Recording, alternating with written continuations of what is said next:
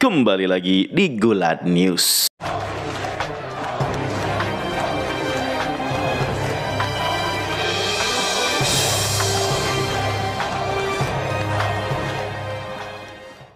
Kabar pertama datang dari alasan diadakannya pertandingan Roman Reigns melawan Logan Paul di Crown Jewel. Saya sempat kabarkan di Gulat News sebelumnya kalau kemungkinan besar alasannya dipilihnya Logan Paul untuk menghadapi Roman Reigns di Crown Jewel ini adalah karena Logan Paul bisa menarik casual fans dan juga media mainstream yang akan meliput dan juga mengabarkan tentang ini. Karena Logan Paul ini pamornya sangat luar biasa di seluruh dunia, dan ini kemungkinan besar memang alasan dari Raja Arab untuk mendatangkan banyak media mainstream untuk memberitakan dan juga mengabarkan tentang kehadirannya Logan Paul di Arab Saudi. Jadi dengan Logan Paul datang ke Arab Saudi, pastinya banyak nih yang akan memberitakan karena popularitas Logan Paul ini luar biasa dan mungkin dianggap melebihi dari pegulat-pegulat WWE lainnya. Makanya Triple H dan juga WWE itu lebih memilih Logan Paul daripada seperti Kevin Owens, Seth Rollins yang mungkin siap-siap untuk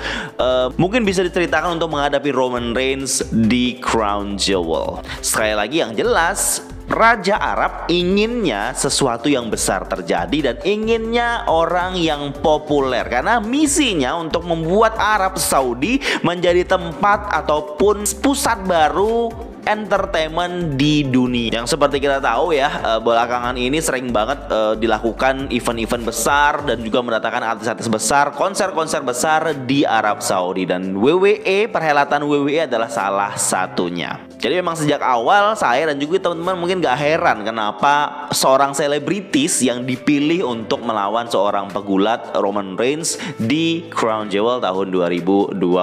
We know Roman Reigns is gonna win, tetapi yang akan menarik endingnya akan seperti apa? Apakah ya dengan ciri khas klasik kemenangan Roman Reigns Bloodline akan ganggu? Dan katanya Jake Paul, petinju selebriti juga nih, kakaknya Logan Paul katanya akan datang juga. Bisa jadi akan ada di ringside juga. Mungkin agak sedikit menonjok-nonjok dikit lah ya, Sami Zayn atau mungkin Solo Sikoa atau bahkan Paul Heyman. Nah ini bagian menariknya nih teman-teman yang harus disaksikan untuk Crown Jewel 2022.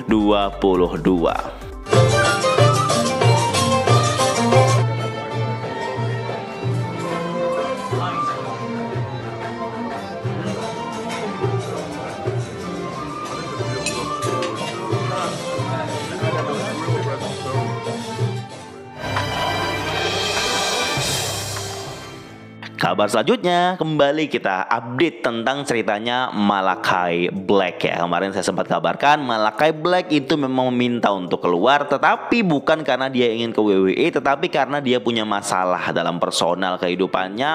Ternyata juga selain itu masalah cedera yang dia alami. Dia ada masalah sakit punggung begitu ya, yang ini jadi alasan kenapa House of Black itu tidak begitu digunakan banget sebagai sajian utama di AEW, karena dia cederanya ini agak riskan ya, kadang-kadang bisa muncul. Jadi agak sia-sia kalau membuild up story untuk Malakai Black, tiba-tiba di tengah jalan dia cedera begitu. Jadi mungkin itu alasan kenapa di AEW dia karakternya tidak terlalu di expose dan juga tidak terlalu dibesar-besarkan. Tapi walaupun begitu, saya cukup puas ya dengan karakter Malakai Black dan juga House of Black ya. Bagaimana presentasinya dan juga bagaimana dibentuk di AEW selama ini. Saya sebagai yang menonton acara-acaranya AEW. Dan Wrestling Observer Live, Dave Meltzer ini memberikan sedikit pandangannya, dan mungkin bisa jadi ini juga kayak rumor yang dia sebarkan karena mungkin sumber yang bicara kepada dia. Mungkin ya, sekali lagi ini pendapatnya Dave Meltzer. Dave Meltzer berpikir kalau tujuan utamanya Malakai Black mau keluar dari AEW jelas dia ingin kembali ke WWE di bawah kepemimpinannya Triple H. Itu keyakinannya Dave Meltzer, dan mungkin kita juga agak sedikit sepakat lah ya teman-teman, kalau beberapa pegulat yang ingin keluar dari kontraknya di masa-masa WWE lagi naik-naiknya di bawah tangan Triple H dengan membawa Five Black and Gold NXT, pasti itu sangat gatel gitu loh pengen keluar. Orang-orang seperti Adam Cole, Bobby Fish, mungkin Kyle O'Reilly, orang-orang yang memang sebelumnya diutamakan di NXT Black and Gold pasti gatel pengen balik lagi karena mereka seneng banget di bawah kepemimpinannya Triple H. Tapi karena kontrak masih panjang, jadi mereka nggak bisa keluar begitu aja. Jadi harus ada cerita dulu. Mungkin ini bisa jadi ya, mungkin memang Malakai Black ada masalah, tapi ada misi yang mungkin dia target di sini, yaitu adalah menuju ke WWE. Tetapi lagi-lagi kontrak tidak bisa semata-mata dihentikan dan dia langsung masuk ke WWE. Dia harus ada persetujuan dulu dalam kontrak ini, di mana dia tidak boleh tampil di promosi gulat manapun setelah kesepakatan ini berakhir. Biasanya sekitar beberapa bulan, guys ya.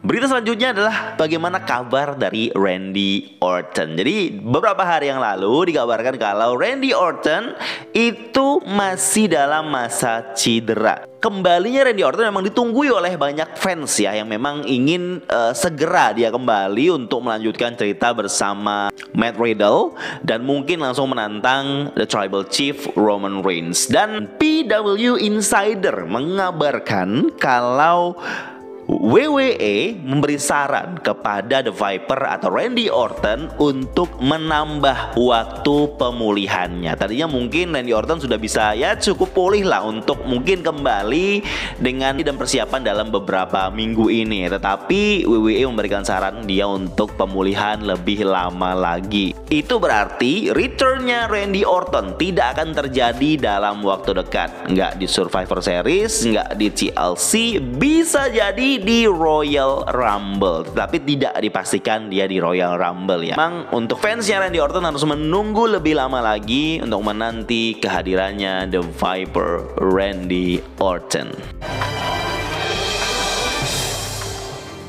Berita berikutnya datang dari koper Money in the Bank Austin Theory. Kemungkinan akan terjadi storyline di mana koper Money in the Bank akan jadi taruhan di sebuah match Austin Theory. Jadi spekulasi ini muncul ketika dalam acara live event Sunday Stunner ya, event di Oakland Arena di California. Jadi ada match di off air ini, Mr. Money in the Bank Austin Theory melawan Bobby Lashley for the United States Champion, dan dia dikalahkan oleh Bobby Lashley. Dan setelah match tersebut, Kevin Owens menantang Theory untuk match untuk koper Money in the Bank-nya, dan Theory menolak itu, dan kemudian Owen memberikan Theory stunnernya. FYI buat teman-teman, jadi live event seringkali dibuat WWE sebagai tempat eksperimennya. Jadi ketika dia ingin mencoba sebuah gimmick baru, dia ingin mencoba membuat sebuah storyline dalam sebuah match atau melatih sebuah match untuk disajikan dalam televisi, biasanya dilatih ataupun dicoba di live event off air dengan menyaksikan bagaimana respon penonton di sana, bagaimana mereka kayak mereka berlatih gitu tapi di off air.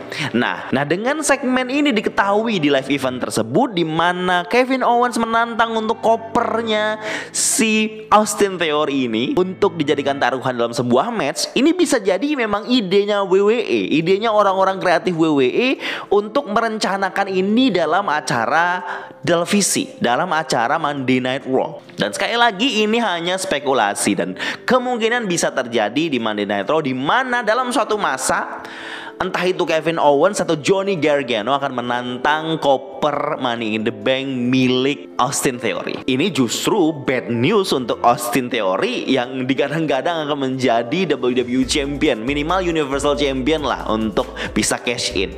Karena setelah ditinggal Vince McMahon, orang tidak begitu peduli lagi dengan Austin Theory ini. Orang mungkin nggak begitu percaya lagi, dan Triple H juga tidak begitu peduli juga untuk melanjutkan status karakter dari Austin Theory ini dengan koper Money in the Bank-nya. Jadi bisa jadi nasib Austin Theory akan seperti Otis pada saat masa pandemi, di mana kopernya direbut The Miz. Your daddy's not here anymore.